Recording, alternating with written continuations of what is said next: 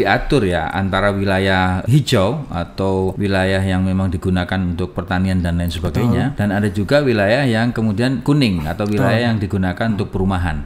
Nah, supaya tidak teramputasi dan tidak sakit seperti tadi, apa kira-kira pansus yang akan diusulkan atau digodok supaya ini tidak terjadi? Salah satu yang coba kami tekankan di sini adalah adanya sanksi pidana dan sanksi perdata. Jangan kemudian pelanggaran alih fungsi ini hanya berkutat di wilayah sanksi administratif.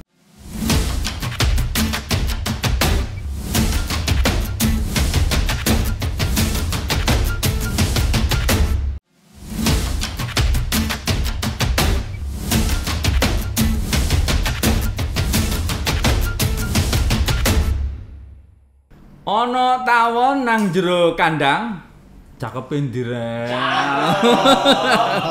Ngombe sinom garai wareg. Dina iki aku ketamon wong kondang, wong isih enom tapi jabatane sabrek. Wah, tepuk tangan dulu, Bang.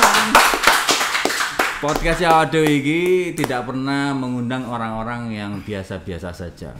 Karena beliau pasti mempunyai, kalau nggak punya jabatan pasti punya masalah, biasanya seperti itu. Tapi nanti nggak ada masalah Rek, karena beliau ini termasuk orang muda, politisi muda yang luar biasa, memiliki banyak sekali jabatan, dan beliau juga seorang wakil rakyat seperti biasa. Selain wakil rakyat, beliau juga seorang pemimpin di daerah, pemimpin partai ya, dan dengan perjalanan waktu yang cukup luar biasa, beliau ini mampu menjadi sebuah magnet untuk anak-anak muda memimpin sebuah partai, dan ini memang sesuatu yang harus dilakukan. Selamat datang dan kita perkenalkan Mas Adam Rusdi. Assalamualaikum warahmatullahi wabarakatuh. Waalaikumsalam warahmatullahi wabarakatuh. Tulan sih melebu nggak iki? Manusoro ning ngomong rekaman terus gak melebu. Ya, inilah ya tamu kita hari ini, dan beliau ini adalah salah satu anggota dari fraksi Partai Golkar DPRD Provinsi Jawa Timur dari Dapil Sidoarjo, dan kebetulan juga beliau ini adalah seorang ketua DPD nggih Mas nggih, ketua DPD Partai Golkar Kabupaten Sidoarjo. Anggota dewan ya, ketua DPD remek. Kok remek? Kan sudah ini mau pilkada, Mas. Biasanya kan di situ ya lah. Makanya tadi ketika Mas Anang ngomong pimpinan daerah saya amini. Nah, iyalah. Kita doakan mudah-mudahan Sidoarjo punya pemimpin yang muda, yang kreatif, yang memang dibutuhkan, karena di 2045 ya kita akan ada bonus demografi, dan kalau anak-anak mudanya ini tidak dari sekarang diberikan kesempatan, maka akan ada keterlambatan, dan itu berbahaya ya dulur ya. Dan itu sangat, nah makanya salah satu dari anak muda ini kita datangkan, dan beliau ini ada juga kebetulan hari ini menjadi anggota Pansus RT RW. Betul. RT RW itu rukun tetangga, rukun warga, atau apa Mas kira-kira? Iya betul. Jadi rencana tata ruang dan tata wilayah. Fungsinya apa tuh Mas? Tapi sebelum saya bahas RT RW tadi, saya ingin berterima kasih dulu dengan Mas Anang. Dan saya juga ingin mengingatkan dengan Mas Anang juga, independensinya juga harus dijaga. Karena secara tidak langsung tadi Mas Anang menyampaikan ke masyarakat, Partai Golkar memberikan kesempatan kepada anak muda seluas-luasnya. Iya betul, memang begitu kan. Dan ini adalah salah satu buktinya. Golkar sudah cukup cerdas membuat seorang anak muda untuk bersiap diri di tahun-tahun mendatang. Kita doakan saja beliau bisa jadi bupati, atau mungkin bahkan naik di atasnya. Kan lumayan, aku bisa ngurus KTP gratis, cepet pisan. Yang sekarang sudah bagus. Enggak, sekarang sudah bagus ya. Sekarang sudah bagus. Dulur, hari ini kita akan mencoba menganalisa dan memperdalam seperti apa sebenarnya yang sedang dilakukan oleh teman-teman dari Pansus RT RW, karena Pansus ini memang cukup penting dan sangat ditunggu-tunggu oleh banyak orang, karena ini menyangkut masa depan kita, bagaimana mengelola dan mengatur ruang-ruang yang ada di sekitar kita, apalagi semakin lama akan juga semakin kompleks persoalan-persoalan yang akan terjadi di sekitar kita. Ya, Mas Adam, kalau melihat dari apa yang terjadi sekarang ini untuk rencana tata ruang wilayah, ini sebenarnya kalau bisa dijelaskan pendek saja, itu apa sih tujuannya dan fungsinya? Yang pertama, kami terkait tujuan dan fungsi, ini kami sangat mengapresiasi apa yang dilakukan oleh pemerintahan pusat, Mas. Jadi sudah dipikir betul mana yang menjadi wilayah zona hijau, zona kuning, dan zona merah. Dan ini penataan tata ruang wilayah ini tentunya dalam rangka menjaga ekosistem kita. Jangan sampai ekosistem kita ini rusak oleh tangan-tangan yang tidak bertanggung jawab. Nah, target pengembangan Pansus RT RW ini di sana. Jadi jangan sampai alam yang ada di bumi ini dirusak oleh tangan-tangan jahil manusia. Nah, dan itu semuanya sudah terrangkum dengan baik dan sudah terskema dengan baik oleh pemerintah pusat. Jadi kami tinggal mengkolaborasikan antara kepentingan pemerintahan pusat, kepentingan pemerintahan provinsi, dan kepentingan pemerintahan kabupaten kota. Ya, kalau melihat kondisi yang terjadi sekarang, sebenarnya apa sih yang mau diatur untuk Jawa Timur sekarang ini, Mas? Pada pembahasan pansus ini tentu kami ingin mendengar dari seluruh stakeholder ya, berkaitan dengan kepentingan pemerintahan kabupaten kota, pemerintahan provinsi, dan kepentingan yang berkepentingan di dalam perda ini. Kepentingan yang berkepentingan itu gimana tuh? Kepentingan yang berkepentingan di sini. Nah, tentu karena ketika kita bicara perda RT RW ini banyak sekali yang berkepentingan di sini. Oh. Jadi alih fungsi ini kan sangat luar biasa. Sangat luar biasa. Sangat sering kita mendengar lahan hijau yang sudah dibangun, ya kan? Tapi sebenarnya belum berubah menjadi lahan kuning. Nah, kan? Ini kan jarine wong Jawa, saenake dele dhewe. Nah, kok saenake dele dhewe bangun. Iya. Jadi tidak terskema bahwa ini adalah wilayah untuk yang bukan perkampungan atau perumahan.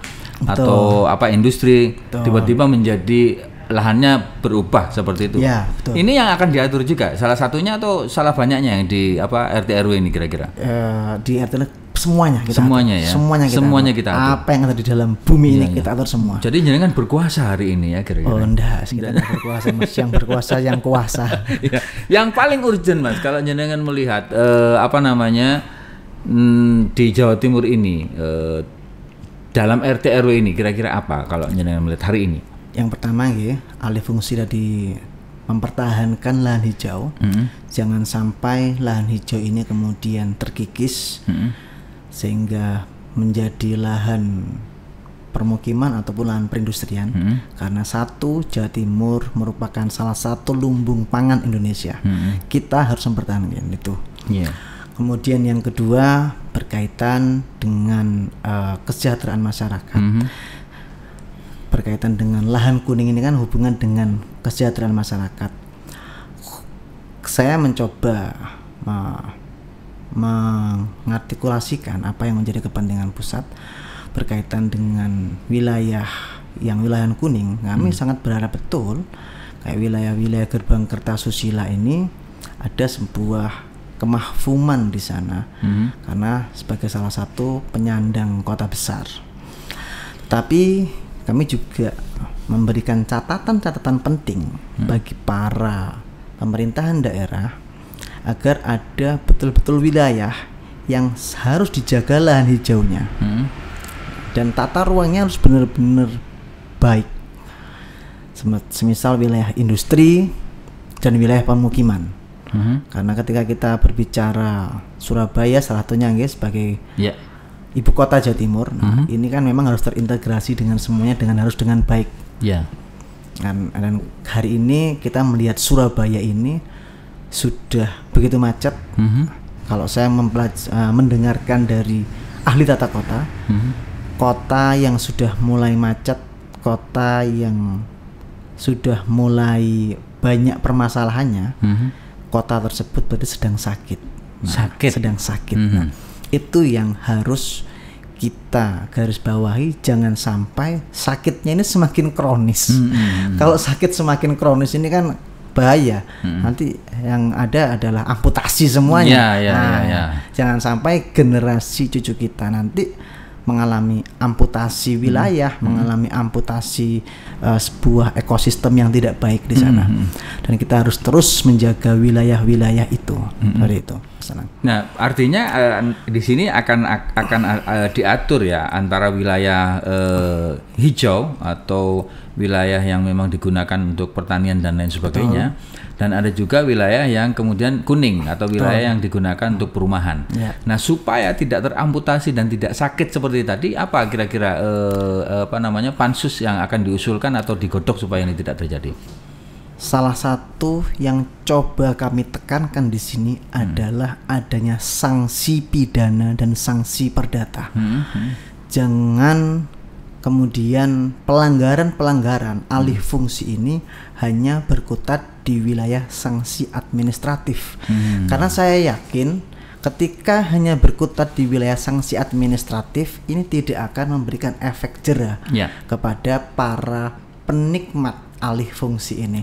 Kalimat penikmat ini yang sangat membuat saya langsung gatel mata saya ini. Nah, itu yang kemudian ingin kami tekankan betul. Nah, kami tidak ingin perda ini sebagai perda yang abu-abu. Jadi kita ingin menegaskan bahwa perda ini memiliki efek sanksi pidana dan efek sanksi perdata yang nanti kedepannya bisa dijadikan salah satu acuan hukum bagi para penegak hukum dalam menegakkan penertiban-penertiban yang ada di wilayah provinsi maupun kabupaten kota.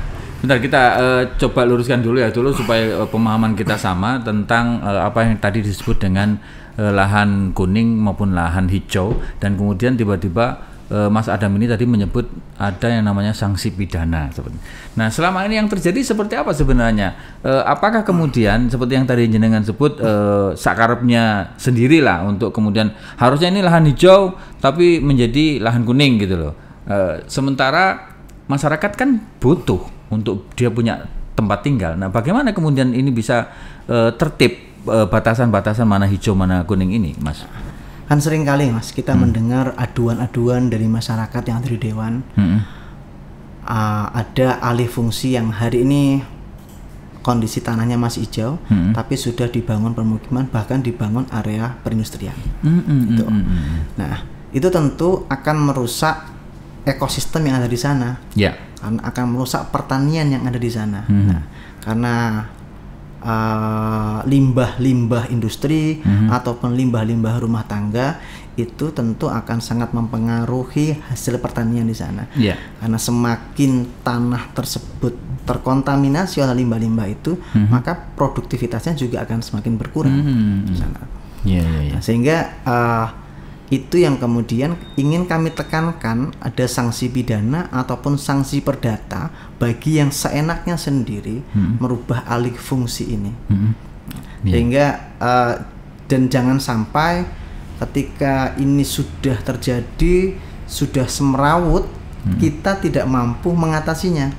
Nah, sehingga kami pada perda ini betul-betul ingin memasukkan aspek sanksi pidana dan sanksi perdata itu tadi. Jadi artinya bahwa pemerintah kabupaten kota itu harus bisa membedakan mana wilayah yang memang khusus untuk pertanian dan mana yang perumahan.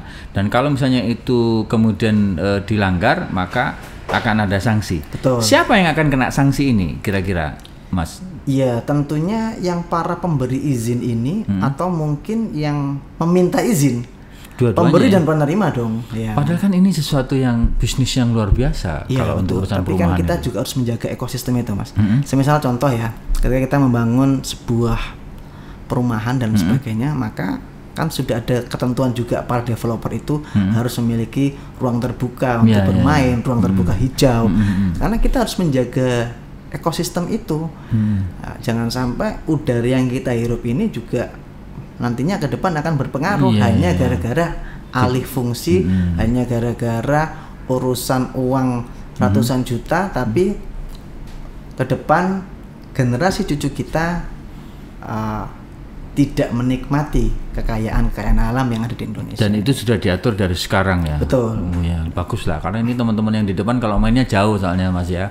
Nah, ini Madura mainnya ke Sidoarjo, yang itu dari Trenggalek mainnya ke Sidoarjo juga. Sidoarjo ini kayaknya jadi jadi apa namanya, daya tarik juga ya untuk kemudian orang datang. Ini kemudian bagaimana mengatur batasan supaya kemudian wilayah Surabaya, kemudian Sidoarjo dan Gerbang Kertasusila ini menjadi penyangganya, itu supaya kemudian kedepannya bisa diatur wilayah kuning dan wilayah hijaunya, Mas. Sudah ada aturan yang lebih detailnya, ya kan? Sudah ada aturan yang lebih rincinya. Jadi wilayah-wilayah mana yang ini mestinya menjadi ruang terbuka hijau, ruang hijau dan sebagainya, itu sudah betul-betul diatur. Dan nanti akan lebih spesifik lagi di Perda Kabupaten Kota terkait aturan-aturannya yang lebih rinci lagi. Kalau kita di provinsi ini membahas secara garis besarnya, secara garis besarnya. Nanti yang lebih rinci adalah di wilayah Kabupaten Kota. Tapi sekali lagi sebelum dibahas di Kabupaten Kota, maka kita ingin memasukkan wilayah sanksi itu tadi. Kalau apa namanya, menurut jenengan sanksinya seperti apa kira-kira? Pidana atau apa?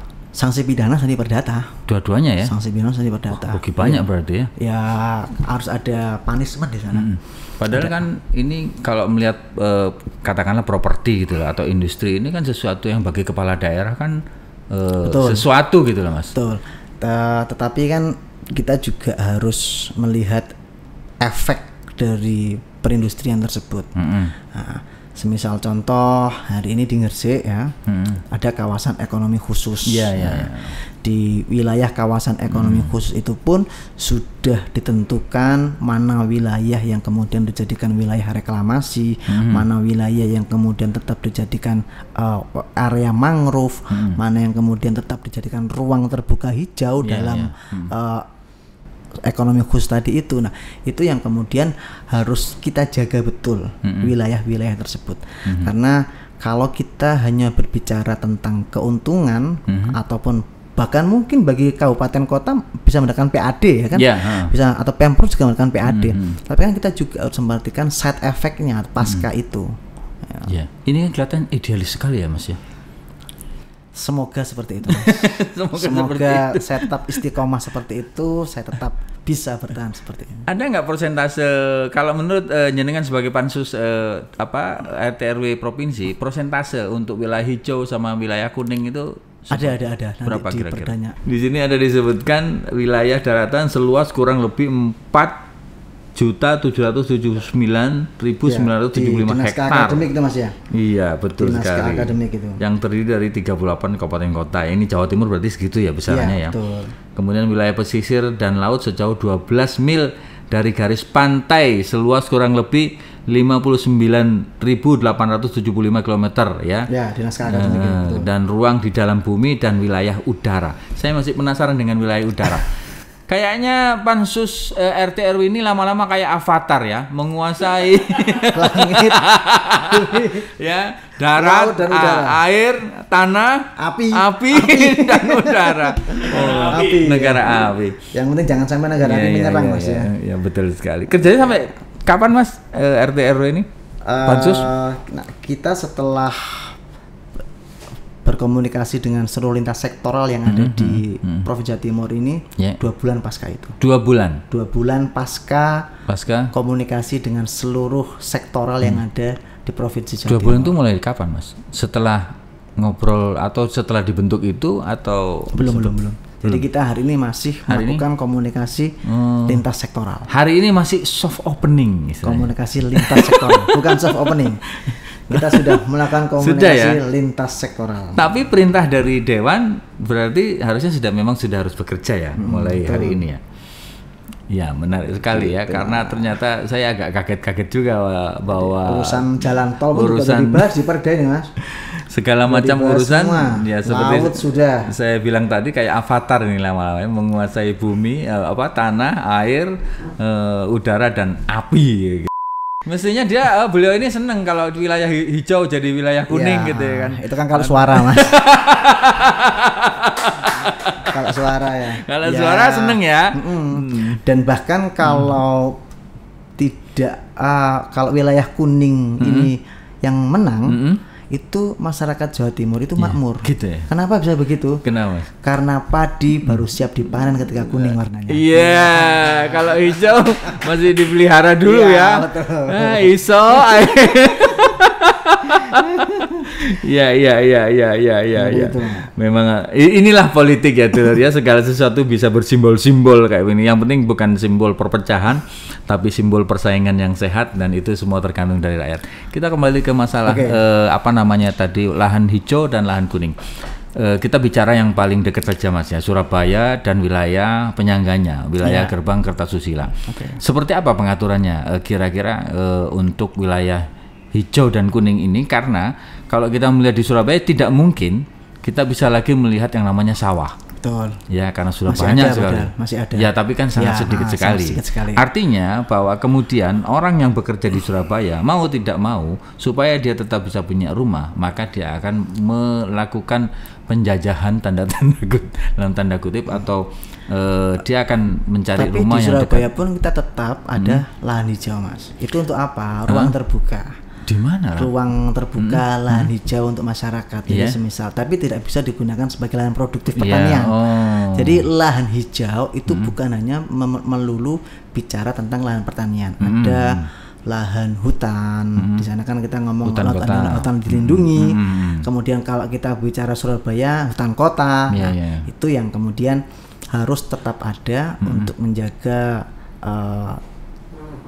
udara. Ya, kita kembali ke ekspansi tadi dari warga yang kemudian dia bekerja di Surabaya, dia kemudian beranak pinak, butuh rumah. Ini bagaimana mengaturnya kemudian untuk penyangga-penyangga wilayah penyangga-penyangga Surabaya ini, Mas? Nah, kami ingin menyampaikan dalam pansus ini di wilayah Gerbang Kertasusila ya, khususnya yang wilayah dekat-dekat Surabaya ini, tentu wilayah-wilayah terbuka hijaunya itu harus betul-betul ada diferensiasi di sana, karena tidak mungkin bisa digunakan sebagai lahan produktif pertanian. Nah, kita mungkin bisa gunakan untuk menjaganya, kita menggunakan hutan kota atau mangrove. Nah, untuk mengatasi laju pertambahan penduduk di sana, nah wilayah-wilayah yang memang tidak produktif menjadi lahan pertanian, ini tetap kita petakan ada lahan hijaunya yang dimana itu sebagai fungsi sirkulasi udara di sana. Jadi kita ingin juga memberikan kepada masyarakat bahwa kita tidak hanya berbicara tentang konteks permukiman saja, tapi memikirkan side effect-nya di sana. Jadi jangan hanya berbicara tentang alih fungsi hijau, kuning dan sebagainya. Sebenarnya hijau itu pun juga macam-macam. Ada macam-macam gitu di sana.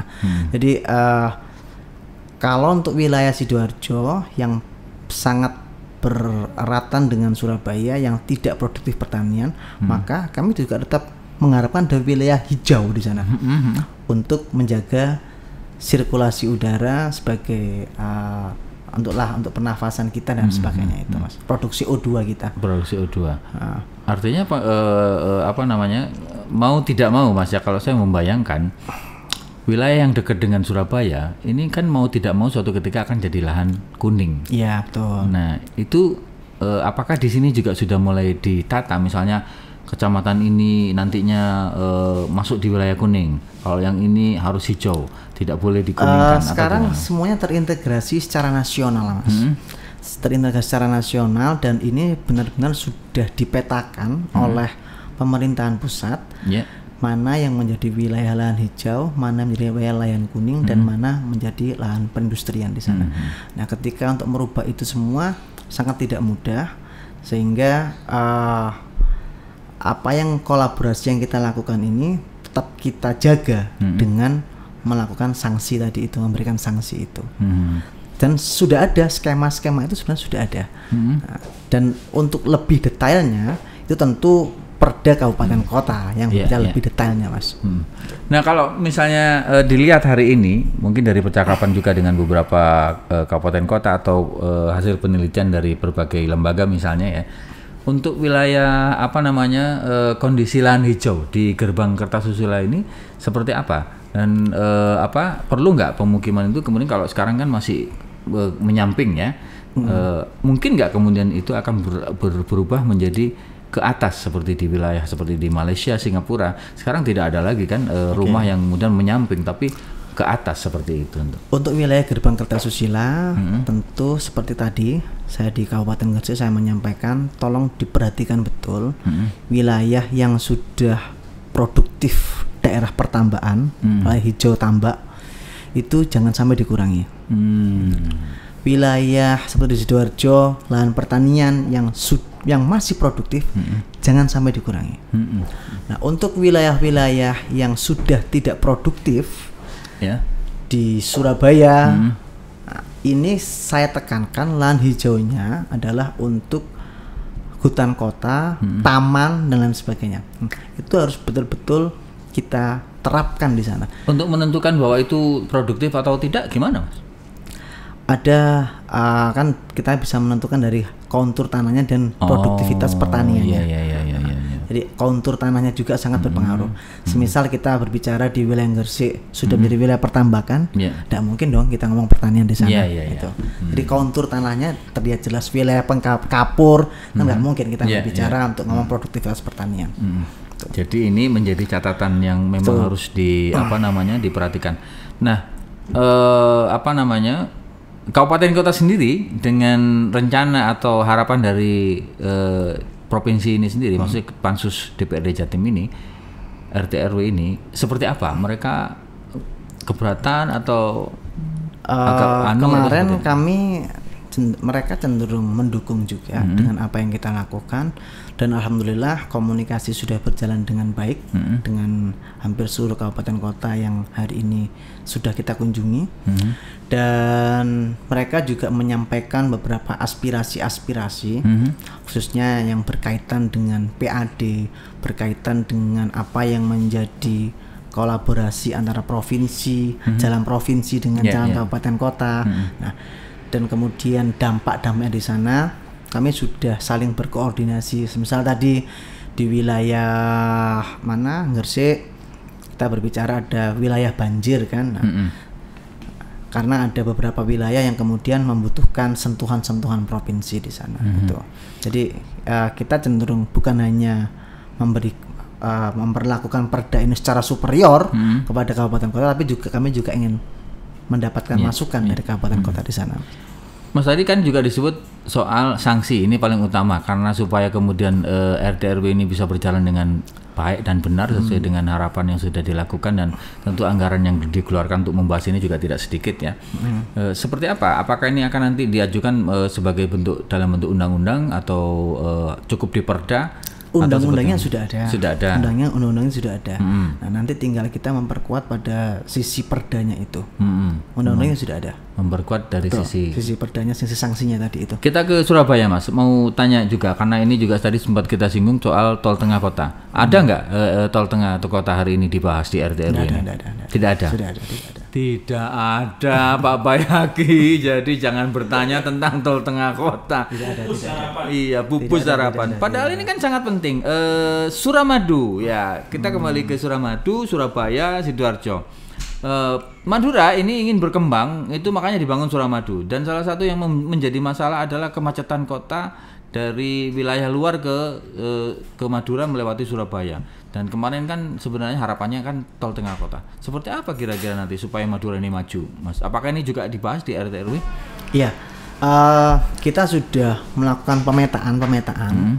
Jadi wilayah-wilayah Madura yang sekiranya menjadi potensi alam dan sebagainya, itu tetap kita pertahankan di sana.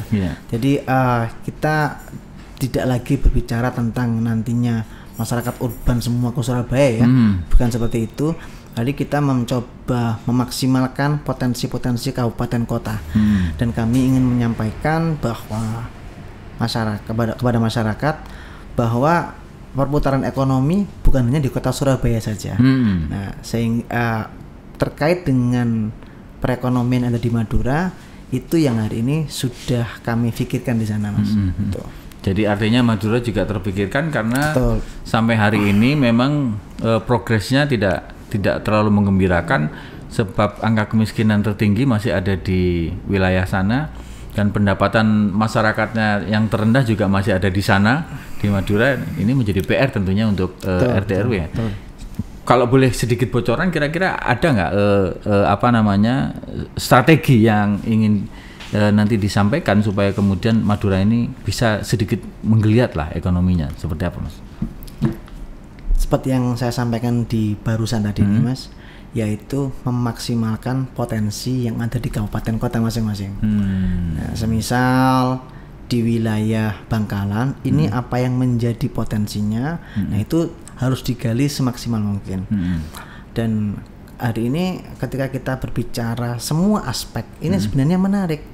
Kita ngomong aspek pertanian, ya kan? Mungkin bagi beberapa kalangan ya, ngomong pertanian tidak menarik, tapi sebenarnya pertanian sangat menarik.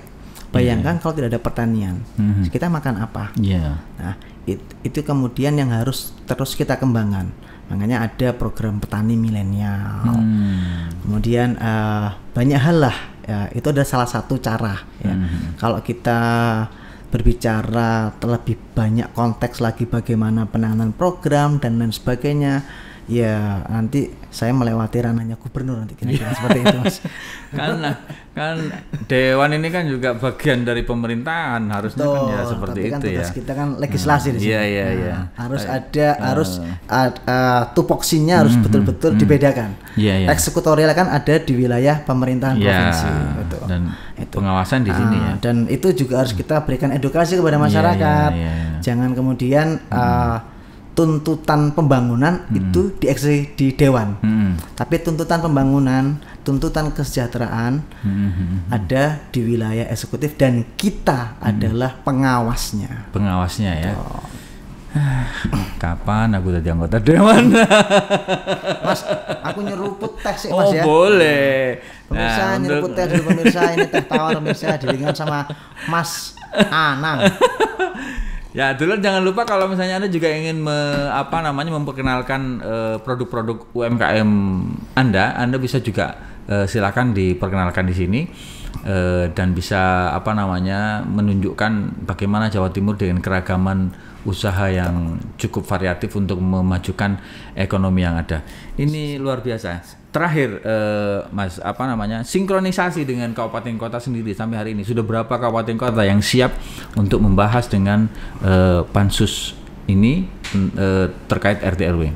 Kami rencana dengan seluruh kabupaten kota. Nanti kami akan mengundang seluruh kabupaten kota. Kami kumpulkan bersama-sama, kami menerima masukan dan sebagainya, sehingga ada titik temu di sana dan seluruh stakeholder yang berkepentingan juga di sana, gitu, Mas. Jadi semuanya nanti kita kumpulkan bersama-sama untuk membahas masa depan tata ruang wilayah kita yang di Jawa Timur ini.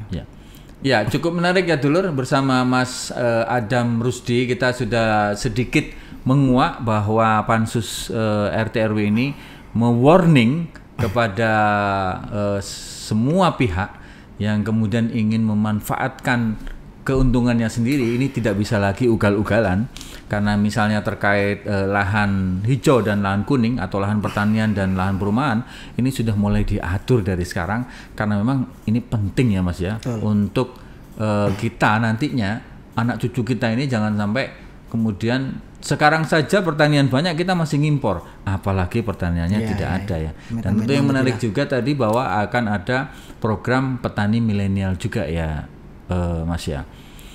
Ya, mungkin itu yang bisa kita sampaikan. Ini memang tidak memuaskan karena banyak persoalan-persoalan lain dan hal-hal lain yang saya yakin juga akan dibahas. Mungkin juga masalah infrastruktur ya, Mas ya. Kemudian perkembangan wisata, ekonomi, pendidikan dan lain sebagainya pasti juga akan menjadi integrated dibahas oleh pansus. Tapi yang menarik hari ini adalah mengingatkan bahwa lahan hijau dan lahan kuning sudah waktunya untuk segera diperhatikan secara serius. Terakhir, Mas, mungkin mau ada yang disampaikan ke telur-telur yang menonton YouTube kita hari ini? Baik, terima kasih atas waktu yang diberikan kepada saya. Yang pertama, kami ingin mengajak seluruh masyarakat agar terus menjaga dan memperhatikan wilayah kita. Jangan sampai generasi masa depan kita tidak menikmati kekayaan alam yang ada di bumi ini. Kita jaga bersama-sama, dan kami yakin dengan kita menjaga bersama-sama akan juga memberikan manfaat kepada kita semua. Matur nuwun. Wassalamualaikum warahmatullahi wabarakatuh. Waalaikumsalam warahmatullahi wabarakatuh. Adam Rusdi, anggota Pansus RT RW DPRD Provinsi Jawa Timur, juga anggota fraksi Partai Golkar DPRD Provinsi Jawa Timur, dan Ketua DPD Partai Golkar Kabupaten Sidoarjo. Kita jumpa lagi di Interupsi Rek di acara mendatang. Terima kasih. Ya.